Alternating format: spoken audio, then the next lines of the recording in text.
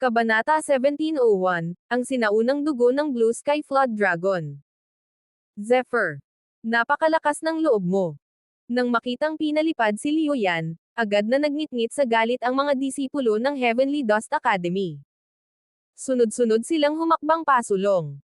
Handang lusubin si Zephyr anumang oras. Ngunit bago pa sila makagalaw, isang malamig na sigaw ang umalangaw-ngaw. Walang gagalaw. Lahat ay napalingon. Si Liu Yan mismo ang nagsalita. Dahan-dahan siyang tumayo. Bagamat gusot at punit ang kanyang kasuotan. Halos walang bakas ng malubhang sugat sa kanyang katawan. Sa ilalim ng mga punit na damit, kumikislap ang isang mahiwagang baluti. Isang pambihirang magic armor ang nakasuot sa kanya. Doon lamang naunawaan ng lahat. Kung wala ang baluting iyon, malamang ay malubha na siyang nasugatan sa isang suntok pa lamang ni Zephyr. Unti-unting itinaas ni Liu Yan ang ulo. Nag-aapoy sa galit ang kanyang mga mata. Zephyr. Naglakas loob kang saktan ako. Talagang hinahanap mo ang kamatayan. Humakbang siya pasulong. Alam mo ba kung sino ako? Hindi lang ako disipulo ng Heavenly Dust Academy. Isa rin akong ikalimang ranggo sa talaan ng mga henyo.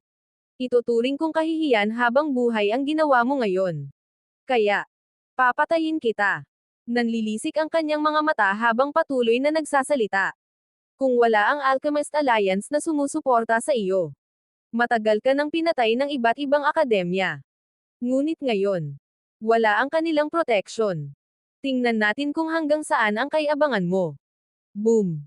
Kasabay ng kanyang sigaw, biglang sumabog ang nakakakilabot na aura mula sa kanyang katawan. Parang nagbagsakan ang mga bundok. Umalangaw-ngaw ang buong paligid. Hindi na niya itinago ang kanyang tunay na lakas. Isa siyang tunay na peak Levi. Siyam na spirit. At isang henyong kinatatakutan ng marami. Ngunit, sa kanyang isipan, naniniwala pa rin siyang tsamba lamang ang lakas ni Zephyr. Hindi siya naniniwala sa mga alamat tungkol dito. Ngayon, plano niyang patunayan sa harap ng lahat kung sino ang tunay na henyo. Masdan mo ang tunay kong kapangyarihan. ROOOAARRR. Sa likuran ni Liu Yan, biglang lumitaw ang isang dambuhalang asol na anino. Isa itong napakalaking flood dragon. Mistulang buhay ang nilalang habang gumagalaw ang napakahabang katawan nito sa himpapawid. Kumikinang ang matitigas nitong kaliskis. Bawat isa ay tila isang matalim na talam na kayang humiwa sa lahat ng madaanan. Napakabangis ng aura nito. At panang nakamamatay na presensya. Napasinghap ang lahat. Blue Sky Flood Dragon. Biglang sigaw ni Shangguan Chanyo. Isa itong sinaunang bloodline. Napakabilis nito. Napakatigas ng mga kaliskis. At bawat galaw nito ay may kakayahang pumatay.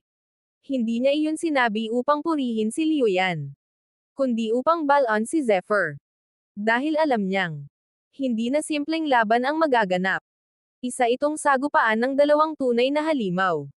Ngunit sapat na kaya ang kapangyarihan ng Blue Sky Flood Dragon upang talunin si Zephyr? O matitikman ni Liu Yan ang tunay na kahulugan ng desperasyon sa sandaling ilabas ni Zephyr ang kanyang buong lakas? Kabanata 1702, ang banggaan ng dalawang halimaw. Matapos gamitin ang kayamanang ipinagpalit ni Zephyr, lalong lumakas ang kapangyarihan ni Liu Yan. Malakas siyang tumawa habang nakatingin kay Zephyr. Hahaha.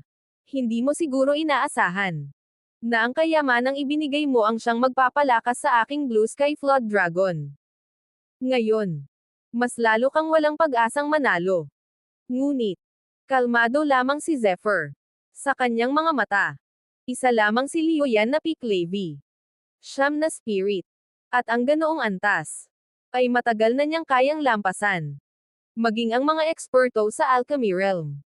Kaya na niyang patayin. Swoosh! Sa isang kisap mata, naglaho ang anyo ni Liu Yan. Kasabay nito, diretso rin siyang sinalubong ni Zephyr. Walang pag-atris. Walang pag-aalinlangan. Boom! Sumabog ang dalawang kamao ni Zephyr. Sa lakas ng kanyang suntok, nabiyak ang hangin. Nayanig ang kawalan. Mistulang sisabog ang buong kalangitan. Nagulat si Liu Yan. Hindi niya akalaing haharapin siya ni Zephyr ng direkta matapos niyang ilabas ang buong kapangyarihan ng kanyang bloodline. Malalim na paghampas ng hangin at ulap. Kasabay ng kanyang sigaw. Umikot ang dambuhalang Blue Sky Flood Dragon. Nagbuga ito ng napakatalim na bughaw na liwanag. Sa loob ng 1,000 metrong saklaw. Nagulo ang hangin. Nagbitak ang kalawakan. At mula sa ulap, isang napakalaking palad ang bumagsak patungo kay Zephyr. Ngunit, ROOOAARRR. Isang nakakabinging dagandong ng tigre ang umalangaw-ngaw. Mula sa kamao ni Zephyr. Lumitaw ang isang dambuhalang anino ng dugong tigre. Ito ng sinaunang kapangyarihan. Sa isang hampas lamang ng matitinding kuko nito. Boom! Direktang napunit ang Blue Sky Flood Dragon. Nagkalasog-lasog ang bughaw na liwanag at naglaho sa himpapawid. Imposible. Napabulala si Linshing. Hindi siya makapaniwalang nabasag ang isa sa pinakamalalakas na bloodline technique ni Liu Yan sa isang atake lamang. Ngunit, hindi pa tapos si Zephyr. Muli niyang itinaas ang kamao. Bang! Bang! Bang! Tatlong magkakasunod na suntok. Bawat isa. Mas malakas kaysa sa nauna. Tatlong ulit na lumakas ang puwersa. Puff! Hindi na kinaya ni Liu Yan. Isang malaking subo ng dugo ang bumulwak mula sa kanyang bibig. Kasama rito, ang mga piraso ng kanyang napinsalang laman loob. Tumagos ang puwersa ng kamao ni Zephyr kahit sa ilalim ng kanyang mahiwagang baluti. Durog ang kanyang mga panloob na organo. Boom! Malakas na bumagsak ang katawan ni Liu Yan sa lupa. Ngunit, hindi pa rin tumigil si Zephyr. Humakbang siya pasulong. Isa pang suntok.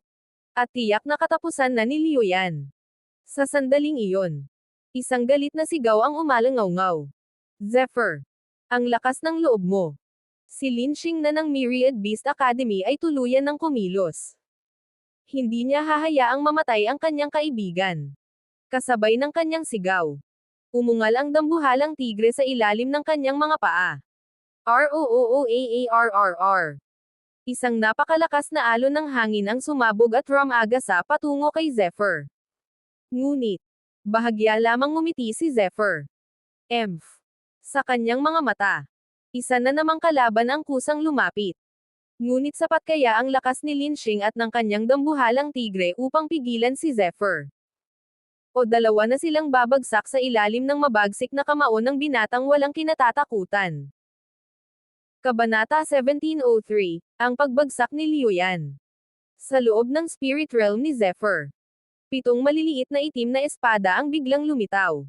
Bawat isa ay naglalabas ng nakakakilabot na aura ng pagpatay. Ito ang isa sa kanyang pinakamakapangyarihang sandata. Ang Scarlet Black Sword. Swoosh! Sa isang kisap mata. Lumipad ang 7 espada at pinunit ang mismong kalawakan. Buzz! Isang nakakasilaw na liwanag ng espada ang kumislap. Sa isang iglap, naputol ang dambuhalang kuko ng tigre ni Linshing. ROOOARRR. Umalangaw-ngaw ang nakabibinging sigaw ng mabangis na tigre. Dagwang dugo ang katawan nito matapos salakayin ng walang awang enerhiya ng espada. Zephyr! Tumigil ka! Galit na sumigaw si Linshing habang pinakawalan ang kanyang napakalakas na presyon.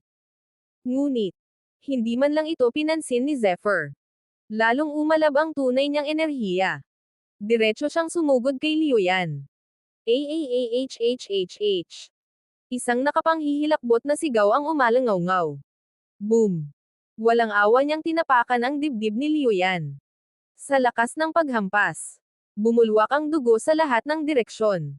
Sa wakas, tuluyang tumigil ang paghinga ng mapagmataas na henyo ng Heavenly Dust Academy. Patay na si Liu Yan. Zephyr! Pinatay mo ang senior brother Liu Yan. Isa kang halimaw. Namula sa galit ang mga mata ng mga disipulo ng Heavenly Dust Academy. Kasabay nito, muling kumislap ang Scarlet Black Sword. Swoosh! Nagliyab ang napakahabang liwanag ng espada. Ng malamig na hanggaring pumatay. Walang awa. Walang pag-aatubili. Dahil alam ni Zephyr. Nasa likod niya ang Alchemist Alliance. At bago pa siya pumasok sa primordial space, Mismong si Luo Shui ang nagsabing huwag siyang matakot sa anumang magiging kahihinatnan. Zephyr. Pinatay mo ang paborito kong espiritong tigre. Ngayon, magiging mortal na kaaway ka ng Myriad Beast Academy. Galit na sigaw ni Lin Xing. Kasabay noon, lahat ng disipulo sa paligid ay nagtipon ng kanilang tunay na enerhiya. Unti-unti nilang pinalibutan si Zephyr. Handang umatake anumang sandali. Ngunit nanatiling kalmado si Zephyr. Malamig siyang ngumiti. Kaaway. Hahaha. Sa tingin mo ba? Natatakot ako sa Myriad Beast Academy. Lin Xing. Hindi ko kayo pinansin noon, hindi dahil natatakot ako. Kundi dahil wala kayong halaga sa paningin ko. Ngunit ngayon, sinadya ni Liu Yan na sirain ang aking sandali ng kaliwanagan. Iyon ay isang kasalanang hindi mapapatawad. Kung gusto ninyo akong paghigantihan, lumapit kayo. Hindi ako uurong kahit isang hakbang. Pagkasabi niya nito, mistulang naging isang matalim na espada ang kanyang tinig. Ang hangin sa paligid ay nanginag. Lahat ng naroon ay natahimik. Ngayon lamang nila lubos na naunawaan kung bakit biglang nagngalit sa galit si Zephyr. Nang malaman nilang sinadya ni Liu Yan na gambalain ang pambihirang estado ng kaliwanagan ni Zephyr. Marami ang napailing sa mundo ng martial arts. Ang ganoong pagkakataon ay halos minsan lamang dumarating sa buong buhay. Ang some-iron nito ay katumbas ng pagsira sa kinabukasan ng isang mandirigma. Kaya, kahit napatay si Liu Yan, marami ang lihim na nagsabing, karapat-dapat lang sa kanya iyon. Ngunit hindi lahat ay ganoon ang iniisip. Malamig na humakbang si Lin Xing. Pinatay mo si Liu Yan dahil lamang sa isang bagay na iyan. Isa kang malupit na mamamatay tao. Ngayon, sa ngalan ng hustisya, ikaw ang hahatulan ko. Kasabay ng kanyang sigaw. Unti-unting lumakas ang nakamamatay na aura sa buong paligid. Ngunit sapat kaya ang lakas ni Lin Xing upang pabagsakin si Zephyr? O isa na naman ba siyang magiging biktima ng Scarlet Black Sword na walang kinikilalang awa? Ano ang magiging kapalaran ng mga akademyang naglakas loob na hamanin si Zephyr? Kabanata 1704, ang espadang dumurog sa isang henyo. Nang mapansing nagbago ang pananaw ng lahat. Lalong nagngit-ngit sa galit si Lin Xing. Hindi ito matatapos dito. Swoosh! Sa isang kisap mata. Isang napakatalim na enerhiya ng espada ang muling sumabog. Buzz! Umalangaw-ngaw ang espada sa buong kalangitan. Mistulang kidlat ang bilis nito habang rumaragasa patungo kay Zephyr. Ngunit, malamig lamang ang ekspresyon ni Zephyr. Napakahina mo. Hindi siya mahilig pumatay. Ngunit hindi rin siya isang taong palalampasan ang mga nagtangkang sirain siya. Dahil, hindi lamang pala si Liu Yan ang gumambala sa kanyang sandali ng kaliwanagan. May isa pang lihim na umatake sa kanyang kaluluwa. Isang halos hindi mapansing alon ng espiritual na enerhiya. Sapat upang guluhin ang kanyang isip at tuluyang mabaliw. At ang may kagagawan nito ay si Lin Xing. Akala ni Lin Xing ay walang makakahalata. Ngunit mali siya. Hindi niya alam na ang pandama at pag-unawa ni Zephyr ay lampas sa karaniwan. Walang lihim na nakalulusot sa kanyang mga mata. Swoosh! Muling sumayaw ang Scarlet Black Sword. Taglay nito ang kapangyarihan ng isang pambihirang secondary divine artifact. Kasabay ng walang kapantay na sword focus ni Zephyr. Lalong naging nakamamatay ang bawat hiwa. Puff! Sa isang iglap, tinamaan si Lin Xing. Parang naputol ang lahat ng lakas sa kanyang katawan. Lumipad siya sa ere habang bumubulwak ang dugo. Boom! Malakas siyang bumagsak sa lupa. Namumutla ang mukha. Pan ng desperasyon ang mga mata. Zephyr! Sinira mo ang cultivation ko. Halos mabaliw siya sa galit. Siya na itinuturing na isa sa pinakamalalakas na henyo ng Myriad Beast Academy. Na may maliwanag na kinabukasan. Sa isang iglap, naging isang ordinaryong tao.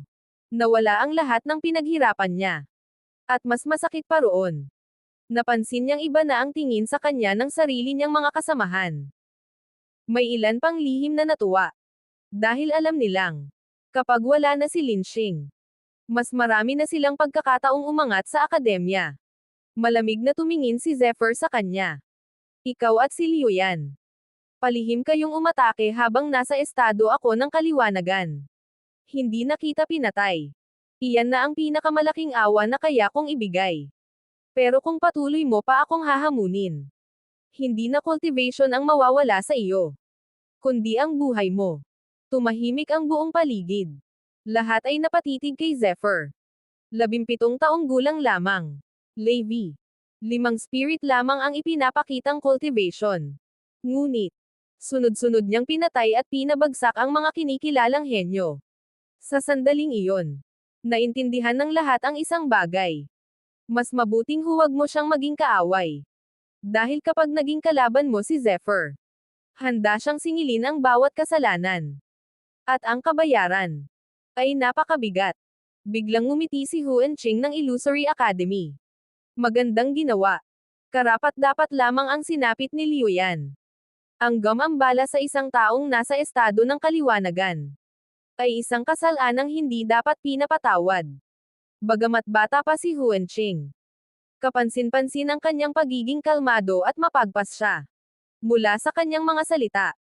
Nalaman ng lahat na ang Illusory Academy at Myriad Beast Academy ay pansamantala lamang na magkaalyado. Hindi sila tunay na magkakampi. Ngunit matapos mawala ng cultivation si Lin Xing at mamatay si Liuyan, mananahimak na kaya ang dalawang akademya? O may mas makapangyarihang kalabang darating upang ipaghiganti sila at subukan ang tunay na limitasyon ng lakas ni Zephyr? Kabanata 1705, ang pinunong pinili ng lahat. Wala nang saysay kung tuluyan mang nawasak ang cultivation ni Lin Xing. Sa paningin ng marami, siya mismo ang nagdala ng kapahamakan sa sarili niya. Tama. Karapat-dapat lang ang sinapit niya. Isa-isang nagsalita ang mga naruroon. Bagamat may ilan pa ring hindi sang-ayon sa mabagsik na paraan ni Zephyr, mas marami ang naniwalang tama lamang ang kanyang ginawa. Isa sa mga unang nagpahayag ng suporta ay si Li Bufan ng Taiching Sword Academy. Umalis na tayo. Nang makita ng natitirang mga disipulo ng Myriad Beast Academy na wala ng kakampi sa kanila, napagtanto nilang wala na silang pag-asang makapaghiganti. Hindi lamang dahil sa napakalakas ni Zephyr, kundi dahil halos lahat ng akademya ay pumapanig na rin sa kanya. Kaya, tahimik nilang dinala ang sugatang si Lin Xing at mabilis na umalis. Hindi sila hinabol ni Zephyr. Hindi siya mahilig sa walang saysay na pagpatay. Hanggat hindi na siya muling ginugulo, hindi na niya kailangang ubusin ang lahat ng kalaban. Ngunit sa sandaling iyon, isang malamig na tinig ang biglang umalangaw-ngaw. Kung ako ang nasa kalagayan mo, hindi ko sila palalampasan. Lahat sila ay papatayin ko. Lumingon ang lahat. Si Huanqing iyon. Kalmado ang kanyang mukha. Ngunit ang mga salitang lumabas sa kanyang bibig ay mas malamig pa sa nagyayelong hangin. Kapag may iniwang buhay na posibleng maging banta sa hinaharap, iyon ang pinakamalaking pagkakamali. Natahimik ang lahat. Maging si Zephyr ay bahagyang napatingin kay Huanqing. Napagtanto niya na ang binatang ito ay mas mapanganib pa kaysa kay Liuyan. Kung si Zephyr ay lumalaban lamang kapag pinipilit, si Huanqing naman ay handang burahin ang kahit sinong sa tingin niya ay maaaring maging panganib. Isang taong may ngiti sa labi, ngunit walang anumang awa sa puso. Pagkaraan ng ilang sandali, muling ngumiti si Huanqing. Parang walang nangyari. Lahat tayo ay nakaranas ng isang malaking pangyayari. Mas lalo nating kailangang magkaisa. Kung magkakasama tayo, mas magiging ligtas ang ating paglalakbay. Tumanggo ang karamihan. Walang tumutol. Sa puntong iyon, naroon ang pinakamahuhusay na kinatawan ng iba't ibang puwersa. Illusory Academy, Taiching Sword Academy, Yaking Palace, Skyse Academy, at ang Alchemist Alliance, na kinakatawan ni Zephyr. Lahat sila ay mga henyong kinatatakutan sa buong domain ng Muan. Pagkatapos ay muling nagsalita si Huanqing. Kung magtutulungan tayo, kailangan natin ng isang pinuno. Nagkatinginan ang lahat. Marami ang nag-akalang siya ang mag-aalok ng sarili niyang pangalan. Ngunit, ngumiti lamang siya at sinabi, Ang aking mungkahi. Si Zephyr ang maging pinuno ng ating grupo. Nagulat ang lahat. Ngunit matapos ang maikling katahimikan, isa-isang tumango ang mga naruroon. Sumasang-ayon ako. Unang nagsalita si Shangguan Chanyo, na kumakatawan sa Yaking Palace. Pumapayag din ako. Kasunod naman si Li Bufan. Bilang pinakamatanda at pinakamaraming karanasan. Malakas ang kanyang kutob. Sa kanyang pananaw. Bagamat napakatalino ni Huanqing, may isang bagay kay Zephyr na hindi maipaliwanag. Isang presensyang tila kayang pamunuan ang lahat. Bukod pa roon, ang Alchemist Alliance na nasa likod ni Zephyr ay isa ring napakalaking sandigan. Kaya para sa kanya, wala nang mas karapat-dapat pang mamuno kaysa kay Zephyr. Ngunit bakit kusang isinuko ni Huanqing ang posisyon ng pinuno? Tunay ba siyang tapat? O may mas malalim pa siyang balak na hindi pa nakikita ng lahat?